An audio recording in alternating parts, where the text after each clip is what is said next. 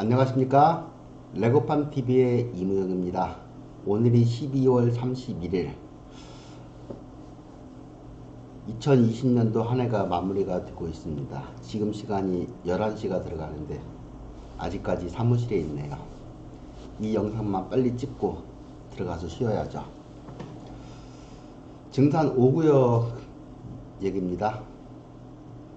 일단은 이 영상을 찍는 이유가 조합원들이 많이 혼란스러워하는 부분이 있고 연휴 기간 동안에 여러 가지 생각들을 하시면서 좀 생각을 정리를 하셔서 향후 잘 대응하시기를 희망하는 마음에서 본 영상을 제작하고 있습니다. 어제 12월 30일이죠. 어제 임시조합장님이 공개적으로 사임의 의사를 발표하셨습니다. 그래서 이제 사임서가 처리되는 것은 시간 문제라고 보여지고 2020년 한 해 동안 노력하고 또 조합원들이 희망했던 것들이 많이 물거품이 되고 답답한 연말 연시가 될 것 같습니다. 오늘 알아볼 것은 지난 40차 대의원회 효력정지 가처분에 대해서 알아보고자 합니다. 결론은 가처분이 인용되었죠. 채권자와 채무자가 있는 법이고요. 중요한 것은 채권자와 채무자 사이에 어떤 법률적인 다툼이니까 준비 서면이나 변론 과정에 대한 내용들을 정보공개 청구해서 자료를 더 읽어보면 좋겠는데, 현실적으로는 지금 상황에서 임시조합장님까지 사임한다고 하니까 정보공개 청구를 제가 해 놓기는 했습니다만 시간이 언제쯤 그런 자료를 받을지 몰라서 일단 인용 결정문만 가지고서 살펴보고자 합니다. 인용 결정문을 읽어보면서 또 이 상황을 겪으면서 다른 조합원들도 마찬가지입니다만 조합원들이 과연 무슨 죄가 있는가, 또한 사업 지연에 대해서 이 피해 극복 방안이 있는지, 이런 참 아쉬운 점이 많이 듭니다. 한번 이것은 어디까지나 어떤 채권자와 채무자 쪽에 준비 서면이나 이런 내용들은 확인이 안 되어 있고요. 현재로서는 확인할 방법도 없습니다. 인용 결정문만 가지고서 검토해 보도록 하겠습니다. 서울 서부지원에서 이루어졌고요. 사건은 대의원이 결의한 내용이 효력 정지해달라는 가처분이잖아요. 긴급하게 걸은 거고, 채권자가 5명입니다. 물론 다 조합원들이겠죠. 일부러 실명 때문에 제가 가림 처리를 했고,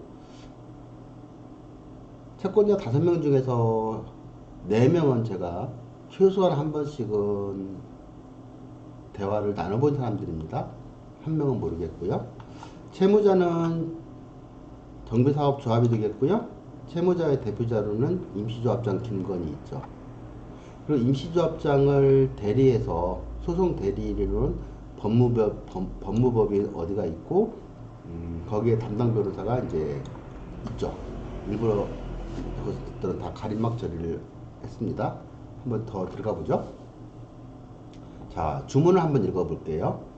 채권자들의 채무자에 대한 대의원회 결의 무효 확인 청구 사건의 본안 판결 확정 시까지 채무자가 조합이 2020년 9월 22일자 대의원회에서 한 별지 목록 기재 각 안건에 관한 결의의 효력을 정지해달라 하는 건입니다. 이 당시 각 안건 중에서 가장 중요한 것이 선관위원 5명, 선관위원 5인을 구성한 거였잖아요. 그리고 이 선관위원들이 선거관리 계획을 세우고서 2021년 2월 26일인가요? 이때 이당 날짜는 금요일이 되겠고요. 2021년 2월 26일 날 이제 임시총회를 예정이 되어 있었던 거죠. 코로나는 별개로 하고서 보는 겁니다. 자, 이유를 보죠. 이제 기초사실관계 부분에서 본다면 2019년 5월 24일자 조합총회에서 조합장, 이 당시에는 이 내용 아셔야 됩니다. 2019년도 5월 24일자 2대 조합장이 해임된 사건이잖아요. 2019년 10월 26일자 조합의 총회에서 8명의 의사 및 감사가 해임되어 조합의 업무를 수행할 임원이 존재하지 않게 되었고, 그에 따라서 변호사 김건희 2020년 2월 7일자로 조합의 임시조합장으로 선임되었다. 이게 사실관계죠? 2019년 10월 26일은 조합원 5명이서 해임 총의가 이루어진 건이죠. 사실관계에서 보면 이게 이사 6명이죠? 그 당시에. 이사 6인이었고, 감사들은 이 건은 감사는 해임이 아니라 사실은 사임됐던 건들이죠.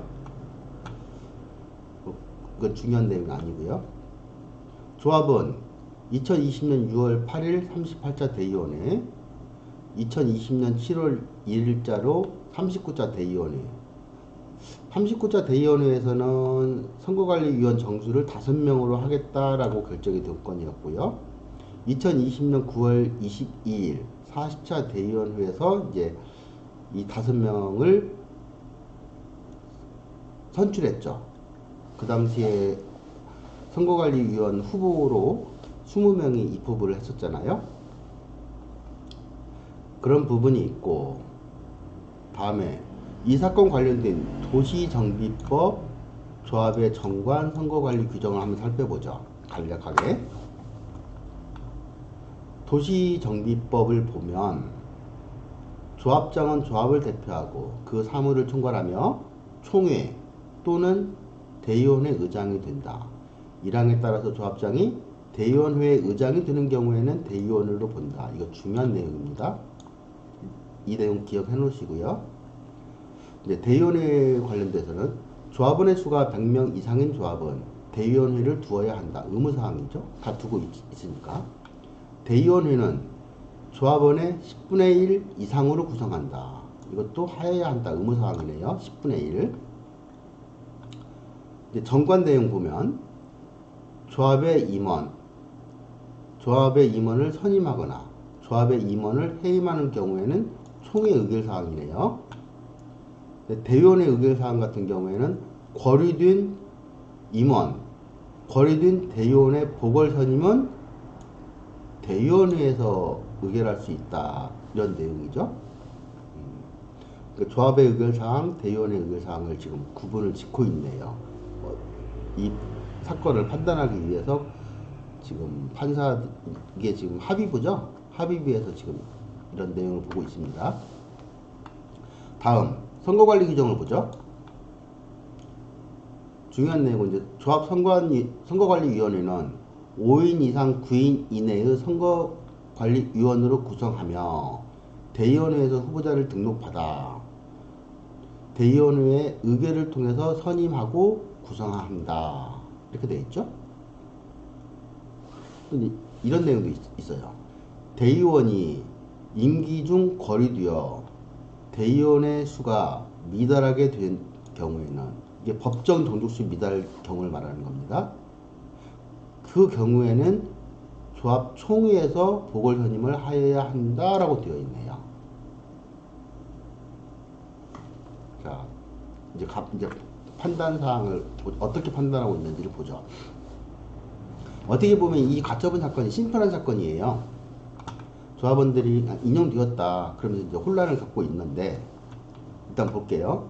위 소명 사실에 더하여 이 사건 기록 및 신문 전체의 취지를 종합하여 보면 대의원회 개최 당시, 대의원회 개최가 9월 22일이죠.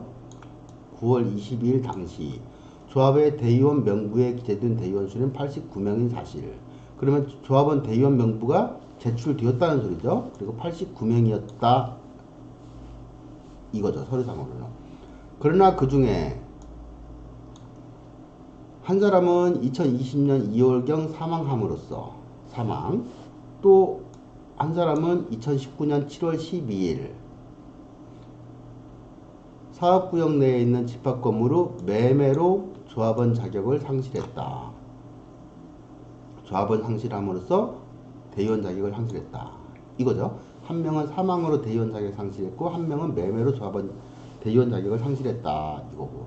또 한 사람은 전 조합장으로서 도시정비법 42조 2항에 따라 대의원으로 간주되는 한 사람은 역시 이 사건 대의원회 개최 전에, 그러니까 9월 22일 전에 조합장 직에서 물러나게 되면서 대의원 자격을 상실하게 된 사실, 이렇게 돼 있죠. 그래서 한 사람은 상속으로, 한 사람은 매매로, 한 사람은 조합장 직에서 물러남으로 인해서 대의원 지위를 상실했다. 그래서 이 한 사람, 두 사람, 세 사람을 제외하면 이 사건 대의원의 개최 당시에 대의원 정수는 86명이 되었다. 이거죠. 그렇죠? 9월 22일 당시에 대의원의 정수가 86명이라는 겁니다. 실질 서류에 기재된 사항은 89명이고, 그런데 법정 정수는 88명이다. 어떻게 88명이냐면 조합원 871명의 10분의 1. 그럼 87.1이 아니라 사람을 쪼갤 수가 없으니까 88명으로 보는 거죠. 그럼 2명이 이제 미달된다는 소리잖아요. 법정 정족수 88명에 이르지 못하는 사실이 소명되었다. 이렇게 나온 거죠. 따라서 대의원 정원에 미달된 상태에서 이루어진 것으로 대의원 구성에 중대한 하자가 있어 무효라고 할 것인가. 그렇죠? 위 결의의 효력을 정지하지 않을 경우에는 다수의 이해관계가 복잡하게 얽혀있는 조합의 특성상 새로운 분쟁이 추가로 야기될 우려가 있으므로 그 효력을 정지하여야 할 피보전 권리 및 보전의 필요성이 소명된다라고 되어 있습니다. 이 부분은 한번 따져볼 부분이고요. 이에 대하여 채무자를 대리하는 변호사는 이렇게 또 항변을 하는 거죠. 이 사건 대의원의 정수에 미달되었다 하더라도 이렇게 나와요. 향후 총회 결의를 통해 이 사건 결의에 하자 치유가 가능하고 이 결의 자체를 무효로 돌릴 만큼 중대하고 명백한 하자가 있다고 볼 수 없다라고 주장한 거예요. 그러니까 위에 쪽에서는 사실관계를 가지고서 채권자들이 주장을 했고 조합원 5명이 이 임시조합장을 대리한 변호사는 그 총회가 예정되어 있으니까 내년 2021년 2월 26일로 예정되어 있으니까 여기서 추임 받으면 하자는 취하할 수 있는 거고, 또 그것 이 위반의 정족수가 미달한다 하더라도 그게 무효로 돌릴 만큼 중대하고 명백하지는 않지 않느냐, 이렇게 항변이 간 거죠. 아주 심플한 내용이죠. 서로 대척점이 본다면.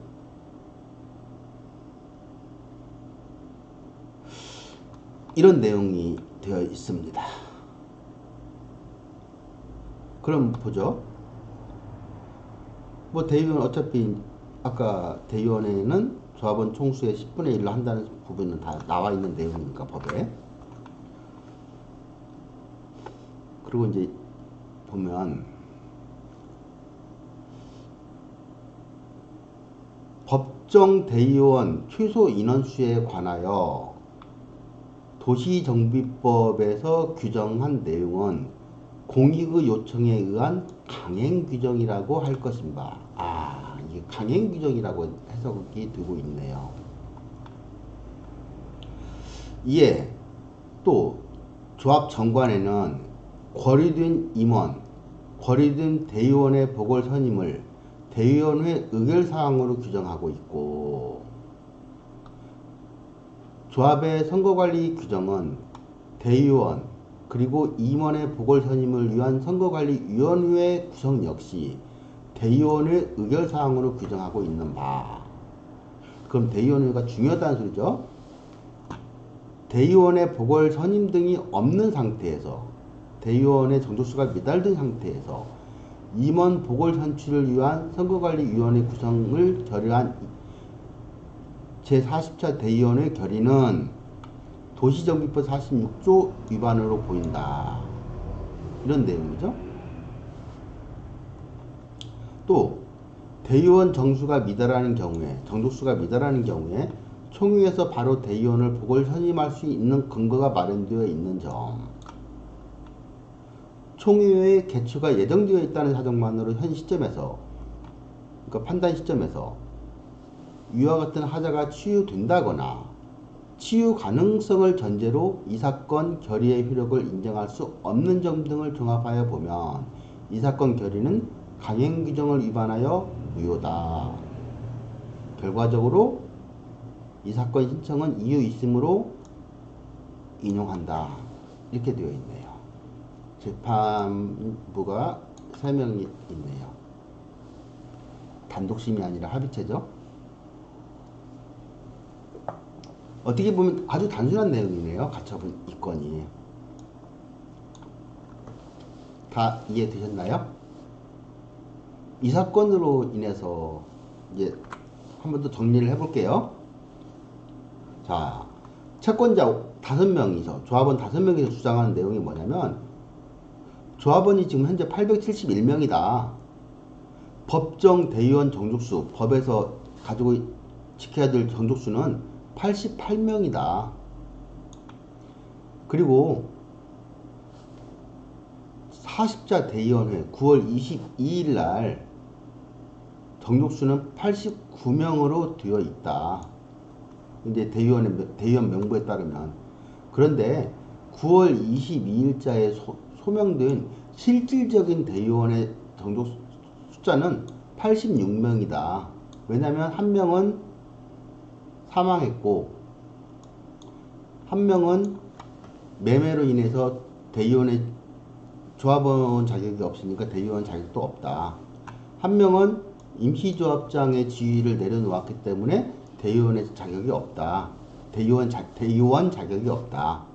따라서 89명에서 3명을 제외하면, 이 3명을 제외하면 86명이다. 88명이 필요한데 86명이니까 법정 정족수를 채우지 못했다. 그래서 강행규정 위반으로 무효다라고 주장을 하고 소청구를 한 거죠. 어떻습니까? 합리적입니까? 채권자들이? 법과 원칙대로 한다고 하시긴 하던데요. 반대로 임시조합장을 대리한 이제 변호사 쪽을 보죠. 채무자는 대의원 정수가 미달되었다 하더라도 벌써 이건 인정하고 들어간 거예요. 88명이어야 되는데 86명이라는 이 사실을 지금 인정하고 들어간 겁니다. 이 늦은 시간에도 배달 서비스가 다니나 보네요. 벌써 인정하고 들어갔다는 소리예요. 좀 의외다. 그리고 향후에 이 40자 대의원회가 하자 치유가 가능하고 무효까지는 아니지 않느냐, 중대하거나 명백한 하자는 아니다, 이 정도 얘기를 한 거예요. 제가 봤을 때는 너무나 항변이 약해요. 많이 아쉽죠. 어쨌든 여기서 그러면 그래서 법원은 이 채권자의 손을 들어줘서 인용 결정이 난 거잖아요. 이 인용 결정이 남으로 인해서 임시조합장이 며칠 고민을 하다가 이게 지금 12월 21일자에서 판결이 났죠. 그리고 임시조합장이 12월 30일자에서 공식적으로 사인 발표를 했었죠. 저도 직접 통화도 해보고 그랬습니다만, 그래서 이제 이 법원 판결은 어쨌든 받아들여야 되는 거잖아요. 불만이 있으면 불복하고 항고하면 되는 거고요. 어쨌든 이제 받아들여야 될 상황이긴 한데, 이 채권자들은 그렇다면 어떻게 하려고, 다음 단계를 어떻게 하려고 이 가처분을 걸었을까요? 다 맞다라고 가정을 해보죠. 채권자들이 주장하는 게 다 맞다라고 가정을 해보고 나서 다음 단계는 뭘까요? 이분들이 요청하는 것은. 첫 번째, 추측해 볼 수 있는 것이, 뭐 방법은 여러 가지가 있을 수 있습니다. 그래서 생각이 다를 수 있는 거고요. 총회를 열어서 대의원 보고를 해야 되겠죠? 그럼 대의원을 몇 명을 더 뽑을 것이냐 부분은 이제 발의자들이 안건으로 올리기 나름이겠지만 그렇습니다. 전제 조건은 총회를 열어야만이 뽑을 수 있다는 거죠. 지금 임시조합장님 사임했습니다. 이 인용 결정문으로 인해서 심한 압박을 느꼈다고 하더라고요. 그럼 총회를 열 수 있는 방법이 무엇이 있을까? 지금 조합에는 조합장 없죠. 이제는 임시조합장만 사임한 상태니까. 두 번째, 이사회 없죠. 대의원 정족수 미달이죠. 아무것도 없습니다. 그럼 총회를 열어야 되는데 총회를 누가 열을 것이냐 이거죠.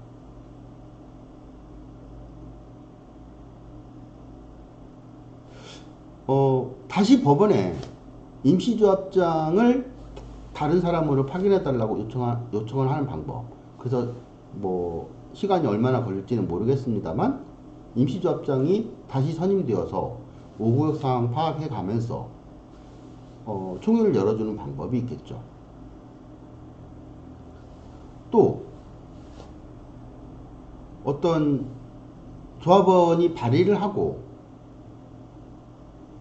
은평구청장의 승인을 득해서 총회를 여는 방법도 있죠. 그것도 기간이 걸리겠죠. 그것까지 다 된다고 가정을 해보죠. 그럼 그 다음 단계가 대의원 이루어졌다고 가정을 해보겠습니다. 시간이 걸리는 대로. 그러면 다시 그 대의원회에서 선거관리위원을 후보를 받고 그 중에서 후보자들 중에서 선거관리위원을 선임하고 그 선임된 선거관리위원들이 선거관리 계획을 세우고 이걸 다시 대의원회에서 승인을 받고 그 다음에 총회를 열어서 가는 방법이 있을 수가 있겠죠. 그럼 총회가 몇 번 필요할까요? 2번이면 될까요? 그 2번의 총회를 거치는데 몇 달이 필요할까요? 제가 봤을 때 따로 분쟁이 걸리지 않는다 하더라도 6개월은 걸리지 않을까 싶습니다. 총회 2번을 거치는데 6개월 더 걸릴 것 같은데요. 아무리 속도감 있게 하려고 하더라도 방법이 없어요. 코로나라는 변수는 별개로 했을 때 6개월 안에 총회 2번 제가 봤을 때는 어렵습니다. 분쟁이 없다고 가정했을 때도 그렇습니다. 이런 상황이네요. 그러면 또 거꾸로 이쪽에서 세무자 대리인 쪽에서는 이렇게 보죠. 여기 하자 치유가 가능하다는 소리는요, 총회에서 추인받겠다는 소리예요. 조합원들이 추인해주면 가능하잖아요. 사실은 분쟁이 걸리지 않아야 되겠지만 추인해주면 가능한 부분입니다. 그런데 이렇게 다투는 부분에서 채권자와 채무자가 다투는 과정에서 만약에 총회를 열겠다라고 강행을 한다라고 가정을 해보죠. 총회를 열겠다라고 한다면 여기에 대해서 첫 번째 걸릴 수 있는 게 뭘까요? 분쟁이. 총회 개최 금지 가처분이 들어오지 않을까요? 가처분은 본안소송을 전제로 들어오는 거니까. 또 두 번째, 선거관리위원회가 지금 직무정지 효력이 없는데 이 사람들을 이용해서 간다라고 한다면 선거관리위원들을 대상으로 해서 직무정지 가처분이 또 걸릴 수 있는 거죠. 두 가지가 예상이 됩니다. 가처분이. 그럼 이 논리라고 하면 이것도 다 받아지겠죠. 그럼 이것도 하자치유가 분쟁이 없으면 가능할 수도 있죠. 이 인용 결정에 대해서 항고해놓고 불복해놓고 가면 되는 건데 이 지금 총회 개최금지 가처분이나 선관위원들에 대한 직무정지 가처분이 예상이 되잖아요. 법을 모르는 우리 일반 조합원들 입장에서 그런 부분이잖아요. 그럼 이 추인이 쉽지 않은 내용이고 너무 불확실성에 빠진다. 그러고 나서 사업만 계속 지연되고 이런 또 예상도 해볼 수가 있잖아요.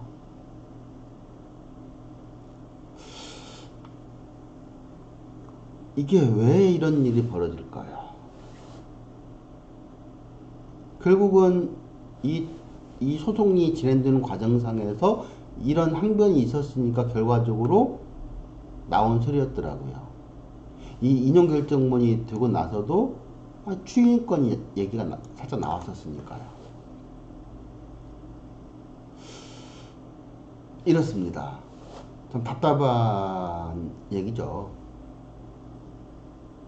자, 그러면 제 개인적인, 저는 이 가처분에 대해서 좀 이해할 수 없는 부분들이 제 개인적으로 있어서 그렇습니다. 제 개인의 의견을 얘기하기 전에 보여드릴 게 있어요.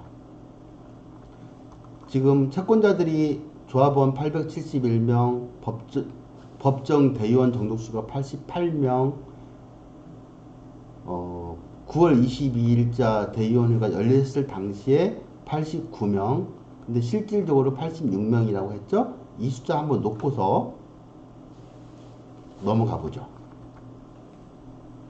자, 화면에 보시는 그림은요, 왼쪽에 있는 것은 은평구청에서 내려온 공문입니다. 날짜는요, 2018년 8월 7일자입니다.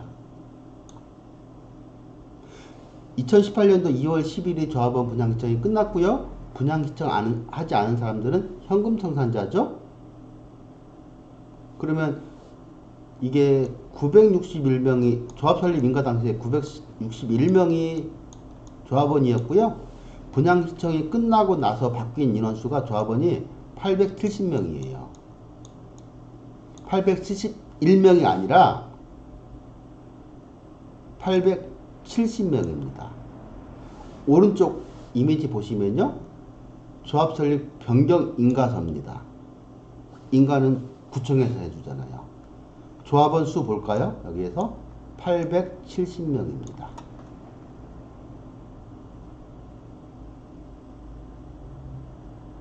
(870명이면) 10분의 1이면 얼마입니까? 87명이죠. 법정 대의원의 수가 조합원의 10분의 1은 88명이 아니라 87명이에요. 한 명 차이가 중요한 순간입니다. 어떤 상황에 가면. 그 부분이 있고요. 자, 다음 화면에서 또 하나 그림 하나 보여드릴게요. 불편하실 겁니다. 이 그림 보시면. 지금 현금 청산자들은 2018년도 2월 10일 분양시청이 끝난 이 길부터 분양시청을 하지 않으면 현금 청산자가 되는 거죠. 현금 청산자들이 1차, 2차, 3차로 분류되어 있습니다. 1차, 2차권에 대해서는 재결 신청이 들어갔고 재결서도 나왔고 다 실효된 상태입니다.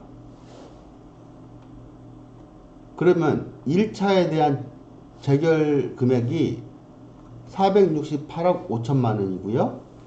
2차 건은 약 250만 원입니다. 아니 250억 정도 되죠. 1차는 468억 5천이고 2차 건은 약 250억.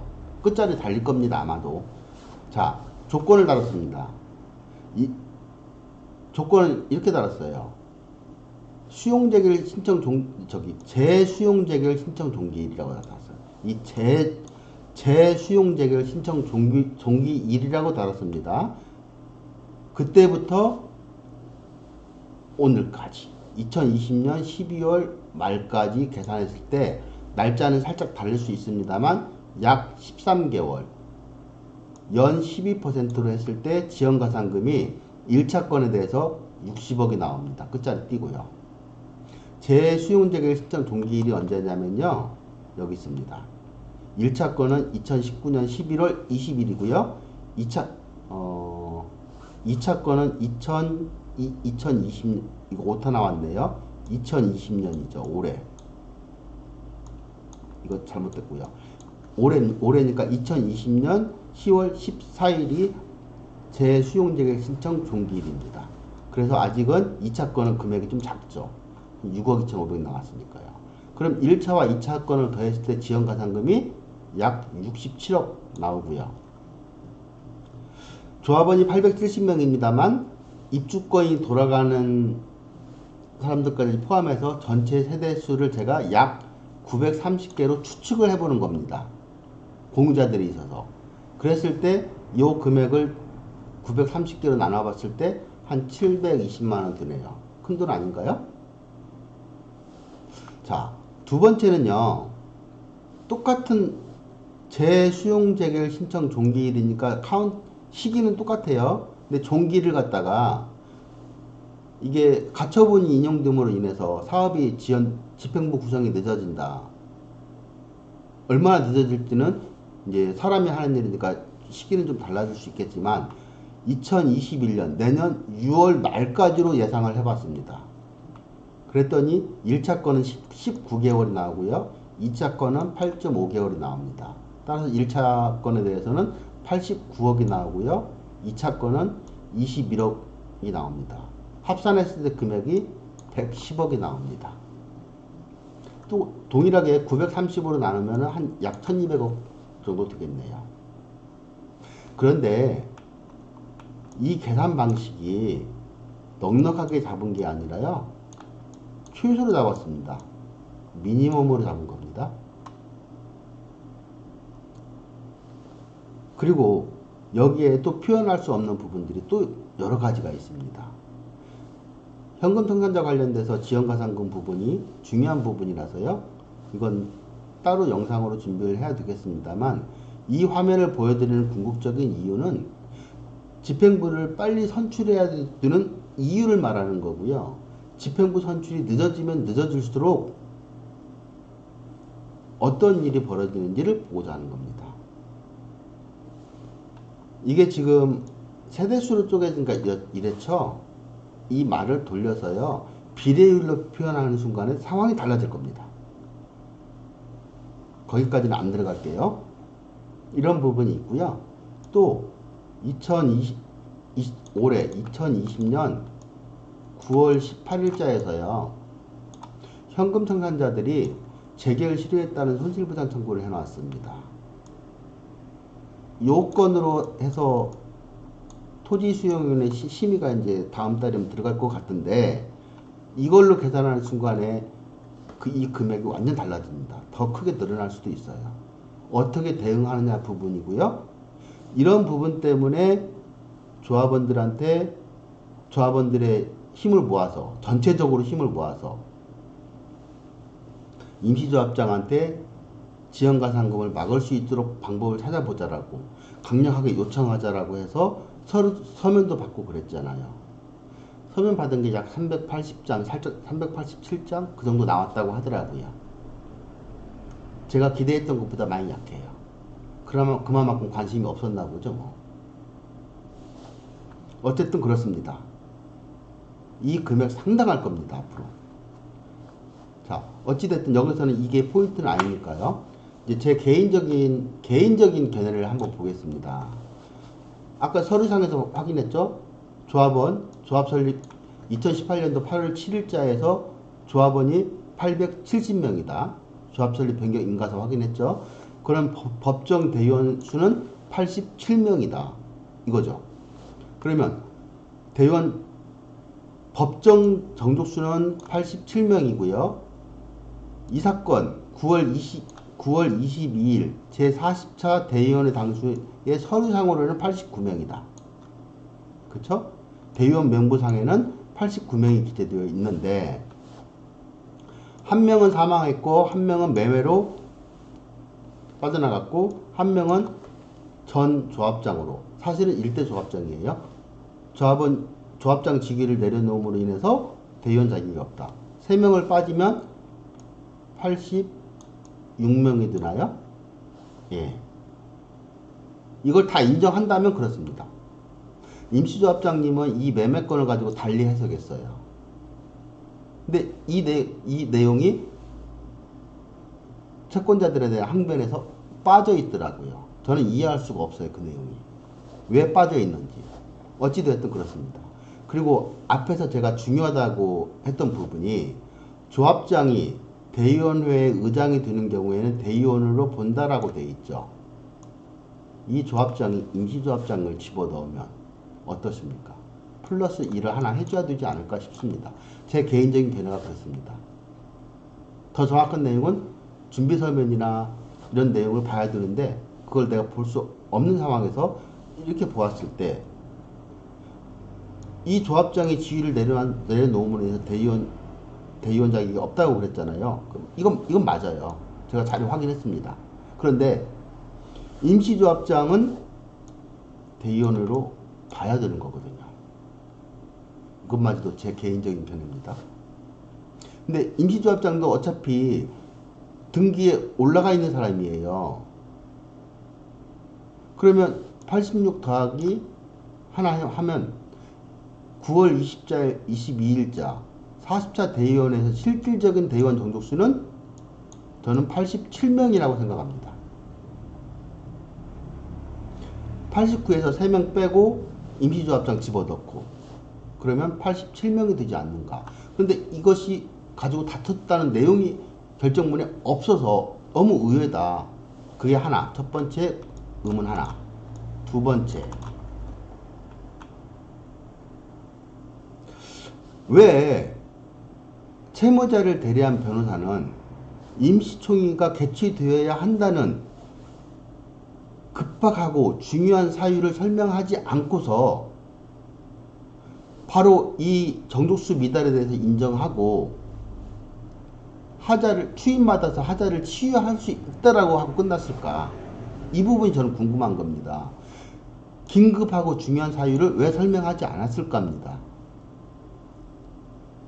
이게 긴급하고 중요한 사유가 특별한 사정에 해당될 수 있는 거거든요. 다퉈봐야 되는 내용이거든요. 법원에서. 또 채권자들 결정문에는 효력을 정지해야 할 피보전 권리 및 보전의 필요성이 인정된다고 했는데 과연 이게 무엇일까? 새로운 이해관계가 복잡해서 새로운 분쟁이 벌어진다예요. 재판부가 판단한 내용은. 그런데 집행부 선출이 지연됨으로 인해서 지연가산금이 급격하게 증가해서 조합원들한테 커다란 손해가 발생한다. 이 부분하고 이 두 가지는요, 상충되는 부분이에요.